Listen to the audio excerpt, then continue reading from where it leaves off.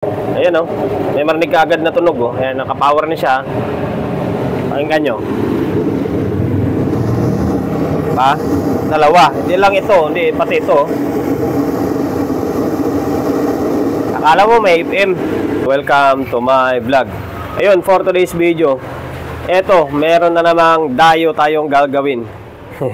Kaya ako nasabing dayo kasi taga Valenzuela ito. From, di ko lang alam kung isang eksaktong lugar. Parang Kanumay yata, Kanumay, Valenzuela.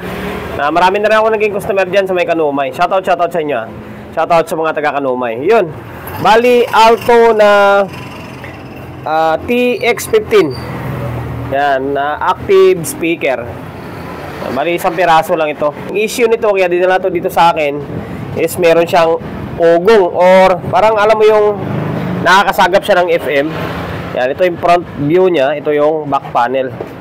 Pasensya na kayo, lumiit yung shop natin kasi nagkaroon ng divider dyan, oh. Yan, bali ito yung back niya. Yan, bali ilang tornilyo na lang to kasi chinek up ko na kanina to eh. Alam nyo naman tayo, pag dinala dito sa may shop, bago umalis yung mayari is check up muna para sa deal ba. Yan, ito yung back panel niya, Alto Professional TX15, 600 watts to 12 di 15 na speaker, tapos Towie na active loudspeaker. Ito 20 na kasi gawa na ng design sa USA pero gawa ng Nachi. So ngayon ipaparinig ko sa inyo na yun nga yung issue nya. Ito, lagyan natin dito. Gamit muna tayo ng bulb. Okay, umaandar naman daw ito, kaso nga lang yun nga yung ugong. Parinig mo, may crackling sound siya.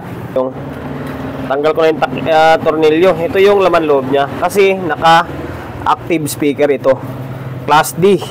Yan. Tapos para malaman natin kung alin yung sira nito, pasensya na kayo, wala tayo gano'n sa mood mag repair ngayon. Medyo masakit pa yung lalamunan ko eh. Para malaman natin kung ang problema dito sa may mainboard niya or dito sa may tone control, ang gagawin natin is baklasin natin ito. Wala nga, medyo masikip na yung pwesto natin, tapos one man game tayo. Ayan o, pag nakakabit yan, marinig mo yung ingay. O yan, ingay diba? Ngayon, tanggalin natin yung mga input galing dito sa may tone control. O yan, dito nawala na siya agad. Yan, may naiwan sa may Twitter. Dito sa may sub or woofer niya nawala. Ibig sabihin parehas pala, parehas na may problema. Tanggalin natin itong sa may high niya. Yan, tanggal na. Pakinggan natin.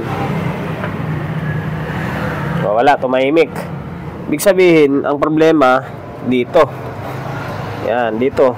Tip lang ito ha sa mga bago-baguang technician tulad natin na baka sakaling maka-encounter ng ganitong unit. Para hindi kayo malito, para hindi na kayo magbaklas dito, yan yung gagawin nyo. Baklasin nyo muna rito para malaman nyo kung yung ugong dito or dito galing. Yan, nalaman na natin na dito galing yung ugong, dito sa may tone control nya. Magpo-focus tayo ngayon dito. Ngayon babaklasin ko lang ito. Yan, or magsusukat tayo mga voltahe. Teka lang ha, nabaklas ko na yung tornilyo. Ito yung laman loob ng tone control nya. Yung mga IC na yan, ang value nyan kadalasan 4558 lang. Yan o, 4558 o. Kung hindi siya 4558, ang value nyan 5532. Kadalasan sa OP amp naman yun. Pero same lang sila ng pin nun. Ngayon nahanap tayo ng sira dito. Ang mangyari rito, mag-check ka pa isa-isa. Kasi ang hirap mag-check nito sa dami nito. Tapos SMD pa. Ang gagawin natin dito, trying and error lang naman yan. Baklas isa, palit isa, baklas isa, palit isa. Ang problema ito, kung saan ka makahanap ng SMD. Naway may makita tayong board ng makuhanan na SMD. Parang wala namang bumigay na 4558. So ngayon, stay tuned lang kayo, or baka sa volume control, hindi naman siguro. Kapag tataka, dalawa eh. So, ngayon, stay tuned lang kayo. Bali, ito, troubleshoot ko ito. Once na makita ko yung problema, ipapakita ko na lang sa inyo. Hindi sasabihin ko sa inyo para in case na may ma-encounter kayo nito, katulad nitong trouble, edi diretso na lang kayo sa tinuro ko, di ba? So, ngayon, stay tuned lang kayo. So, ngayon guys, bali, ito tuloy. Bali, matagal nga bago ito, dugtong itong video ko or yung record natin na kung paano natin siya gawin kasi binalikan ko lang ito. Medyo nahirapan ako. Hindi, siyempre, dami tayong ginagawa. Kaya pasingit-singit lang. Ngayon ito, diretsong kailangan lagyan natin ng flashlight ha. Yan. Diretsong turo na tayo. Mali nahanap ko na yung pinaka problema niya kung bakit siya may annoying sound dahil yung kapasitor na maliliit, yan. Ito ha, diretso na kagad tayo. Baka ma-encounter nyo yung ganitong klaseng unit. Yan. Yung ganitong TX15 na Alto na yung tunog niya is maingay, may ano yung sound, tapos para mayroong FM. Eto, diretso kagad kayo rito. Baka same ng problema. Yan, may resistor, may kapasitor yan dyan. May kapasitor siya na sumin natin. Yan. Yung katabi ng mga puti na yan, oh. Yan, may resistor dyan, nakaparallel dyan. Yan, nung tinanggal ko siya, nawala siya. Nawala yung pangit na tunog niya, naging normal. Ayan, ang ginawa ko, sinubukan ko siyang lagyan ng 1.2 na resistor yan, 1.2 nalagay ko. Yan, feeding 1K, feeding 1.2. Kasi kung siya parang input siya na galing dito. Galing dito, parang input siya papunta diyan. Tapos sa may high and then upper niya, maingay. Yan, nung tinanggal natin, naging normal. Nasabi ko baka dito lang. Tinatamad ako magpalit ng non-polar na kapasitor na SMD na yan. Sinubukan ko siya sa 1.2 na okay naman. Kahit di mo napalitan yan, okay na yan. Ito, take note guys ha. Para lang sa akin yan. Na pwede ko nang hindi palitan yan na ganyan lang siya. Pwedeng kung maaari, palitan nyo. Sa inyo, palitan nyo. Hanapan nyo ng ganyang klaseng kapasitor. Kung wala man, hanap kayo sa mga board ng mga TV. Kadalasan doon, SMD yun. Ayan, kaya naging normal na siya. Hindi ko lang napakita sa inyo kung paano i-troubleshoot kasi masyadong hectic yung schedule natin. Yan ang ginagawa ko na lang, troubleshoot kapag okay na. Hindi sasabihin ko lang sa inyo, di ba? Please, alam nyo na yun yung nagiging cause ng ganong issue niya. So, ayan. And then, the same time, hindi na umaba yung walang kwentang vlog natin. Ayun, ipaparinig ko sa inyo ha. I-plug-in ko lang ito. Ito, nakakabit na speaker, oh. Tinisting ko na to dito. Kasi kanina, nandun ako nag-troubleshoot sa loob. Tinisting ko na kanina to sa may mid-high ko. Kaya, ito, nagbutas nga ako rito ng wire, oh. So, ngayon, i-plug in natin ulit. Kaya lang, ha. Plug in natin, oh. Yan. Dati, kahit naka-off yung volume, ito, may problema pa kayong control niya, oh. Okay lang yan, madali na lang gawa ng paraan yan. Dati, kahit na naka-off yung volume, kapag nakasakit ito, nakakabit yung sakit, talagang maingay talaga siya. Pero ngayon, wala na. Oh. Yan. Dito lang pinapisto yung speaker box kasi ulit yung lamesa natin. Wala na, di ba? No, wala ka na marinig. Nakakabit yung speaker, ha. May marinig na kayong agrak, oh. Kasi para may problema rin control niya. Oh, nawala na. So ngayon, maglalagay ako ng input. Maglalagay tayo ng audio source para marinig nyo na meron siyang audio na. Inuulit ko ha, pagpasensyahan na kayo, hindi ko siya ganun napakita sa inyo na kung paano ko siya na-troubleshoot, kung paano ko nahuli yung sira. Ang akin lang naman pan lang naman yun sundot-sundot. May mga paa na yan ng paa ng 5532 or 4558. Sundot-sundot lang naman.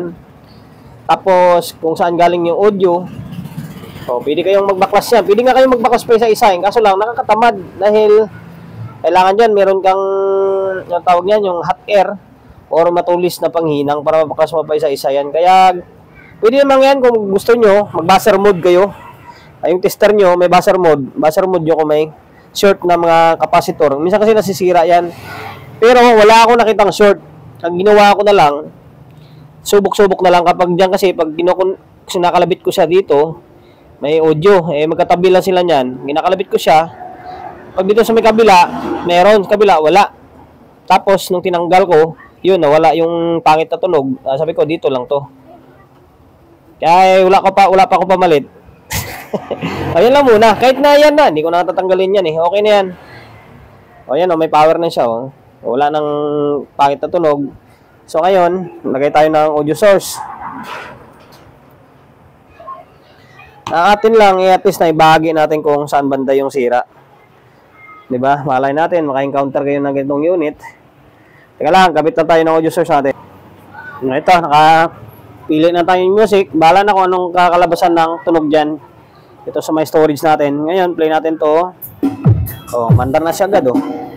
Punta yung volume. Oh. Yan. Okay na. Off po yung audio ha.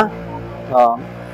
Pakinggan nyo. Wala kang marinig na hagrak na. Unlike nung nakaraan, talagang marinig mo talaga eh. Ito wala na. Oh. Okay na.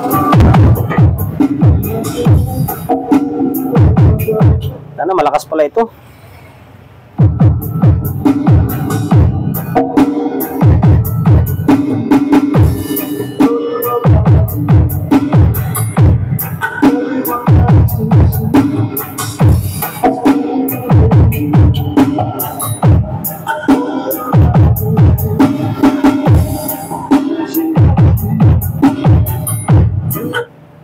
Ayan, okay na guys.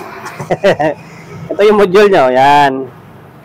Alto Professional na TX15. Sana nakapagbigay idea tayo. Sa totoo lang guys, hindi naman ako ganun kabihasa pagdating sa active eh. Pero kahit pa paano eh, nakagawa-gawa rin. Ayan. Bali, customer natin ito is Dayo ito. Taga Valenzuela rin. Taga Kanumay, Valenzuela rin yata ito. Ayan, okay na yung active speaker nyo sir. Bali, hindi ko na mapakita yung pinakuha nito. Ayan o.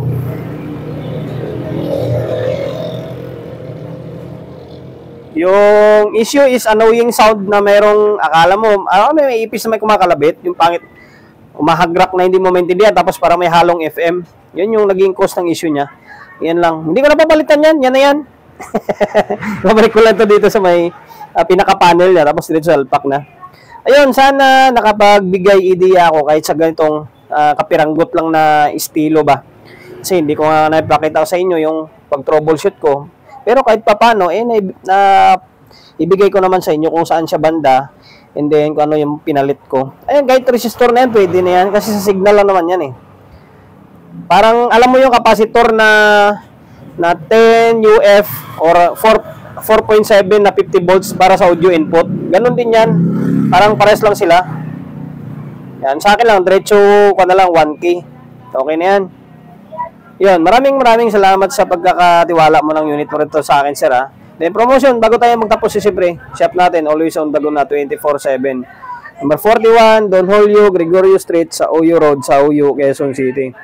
Sa social media pages natin, so hindi pa nakapag-follow, paki-follow, and then siyempre, paki-share ng mga walang kwentang video natin sa my Facebook, YouTube channel. So hindi pa nakapag-subscribe, paki-subscribe, like, share, and then siyempre, pakita ang bell button sa gilid para updated ka sa mga susunod na video na i-upload ko. Ingat, God bless, and then peace atin lahat.